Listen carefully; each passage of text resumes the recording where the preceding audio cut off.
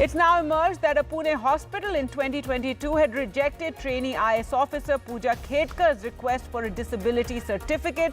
This as the police searched for her parents in the threatening farmers with a gun case. The Karnataka Assembly session starts off on a stormy note, with the BJP targeting the Congress government over two alleged scams demanding a CBI probe. The Congress has described it as political drama.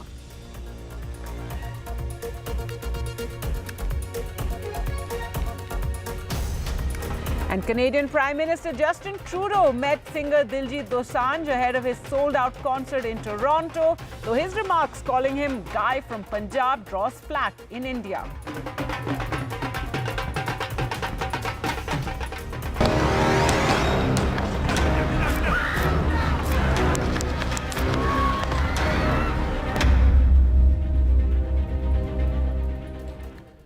Former U.S. President Donald Trump is now in Milwaukee for the Republican National Convention as the FBI still hunts for clues about what may have driven a 20-year-old Thomas Matthew Crooks of Bethel Park, Pennsylvania, to carry out the shocking assassination attempt against the former president.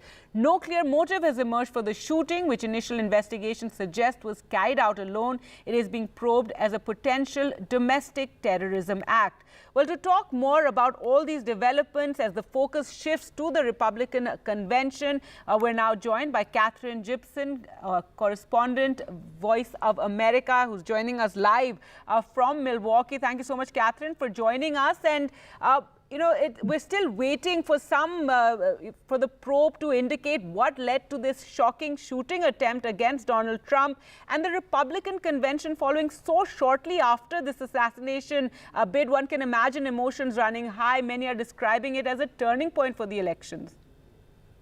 Absolutely. That is so right. I'm here in Milwaukee. Right behind me is the convention center where Donald Trump is expected to speak tonight. The first time we've heard from him since that assassination attempt. He expected to give a message of unity. He says that he's changing his message from one of attacking President Biden to reassuring the country that we don't need to solve our differences through political violence. Of course, I can also speak to the heightened security here. We already knew that this was going to be a high security environment. They've tightened that up even more after this assassination attempt. They're making sure that this situation doesn't happen again as all of the lawmakers, the delegates, the media of this country gather here in one place here in Milwaukee.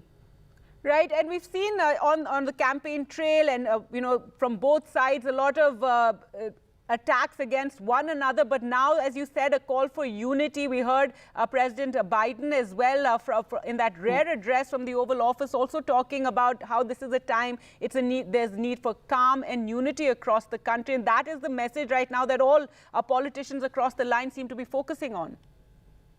That's absolutely right. We've seen a lot of the negative campaigning suspended in the congressional races across this country. We heard President Biden in that rare Oval Office address say that politics should never be a killing field, that Americans solve their differences at the ballot box. They do not solve it through gun violence. This is the way we should be moving forward in this country. And we'll see if that message holds through what has been a very contentious political season here in the United States.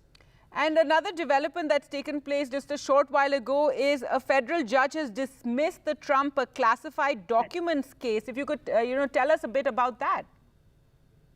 Right. So this is one of the many court cases that was pending against the former president. We, of course, saw the verdict in the New York case a while back. We were expecting to see how that classified documents case was going to be playing out. And we've just learned here in Milwaukee that the judge has dismissed that case. It will not be moving forward. So a very important development for the former president as he is expected to speak here in Milwaukee.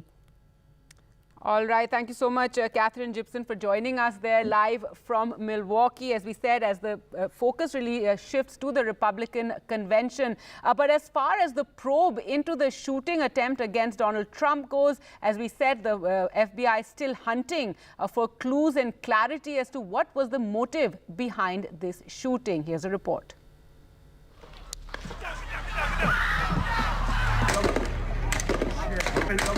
The FBI probe into Trump's assassination bid still groping in the dark to establish a motive. We are investigating this as an assassination attempt, but also looking at it as a potential domestic terrorism act. So our counterterrorism division and our criminal divisions are working jointly together to determine the motive in this case.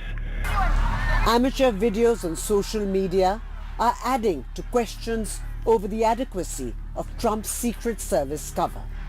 Obviously, civilian witnesses observed this individual for, they're claiming, a couple of minutes, maybe more, of this individual crawling along the rooftop, so on and so forth. And they were pointing to that individual, but the law enforcement on the ground seemed to be either somewhat confused or not understanding the severity of what was being witnessed by the civilians.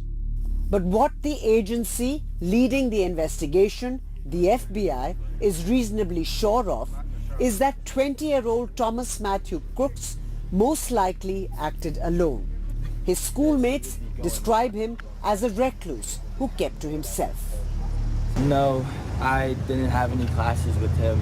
My only interactions with him were just seeing him in school and then he was bullied, sat alone at lunch. The FBI has stated that Crooks had no prior criminal record. What we do know about him a day after he was shot dead is that Thomas Crooks was a nursing home employee from suburban Pittsburgh and a registered Republican. He graduated from high school 2 years ago. Crooks' family is also being questioned, and the ownership of the assault rifle has not been established yet. FBI says that it is probing the co-conspirator angle. In its latest statement, FBI has said that the assault weapon was legally bought. The explosives found in Thomas Crooks' car and his home in Bethel Park, Pennsylvania, have been rendered safe by bomb experts. Despite the glaring security lapse, the Secret Service remains confident of security arrangements at Milwaukee. So we are confident in these security plans that are in place for this event, and we're ready to go.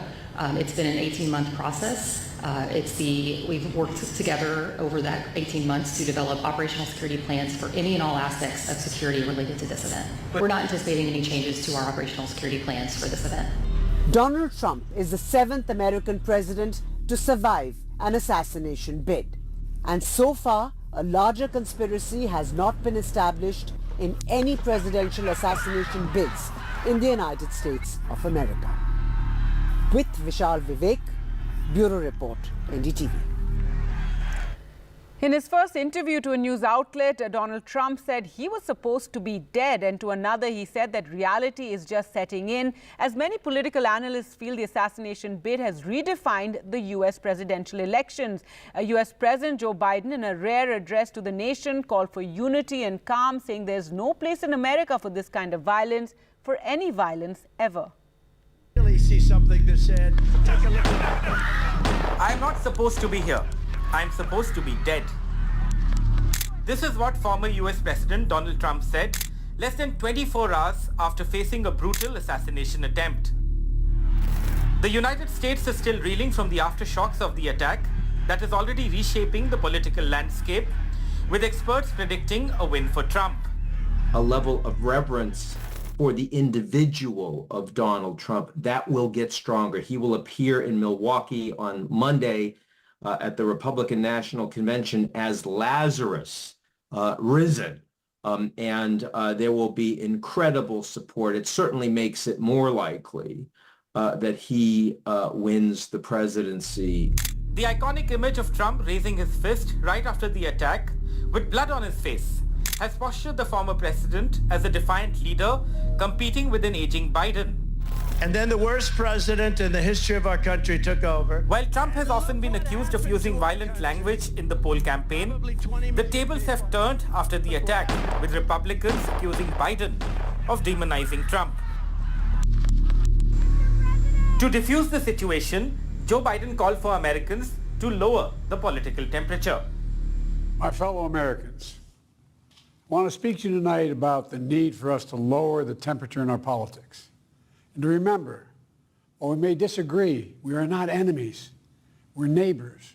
We're friends, co-workers, citizens, and most importantly, we're fellow Americans. We must stand together. Yesterday's shooting at Donald Trump's rally in Pennsylvania calls on all of us to take a step back. Speaking to the media a day after the assault, Donald Trump has said that the focus of his speech at the Republican National Convention will be dramatically different from what was originally planned. He has said his original speech would have focused on Biden's policies, and it would have been one of the most incredible speeches. Clearly, the narrative around the 2024 US presidential poll has been completely redefined. And look what happened to our country. With Trump gaining a head start over Biden. With Disha Bagchi, Bureau Report, NDTV.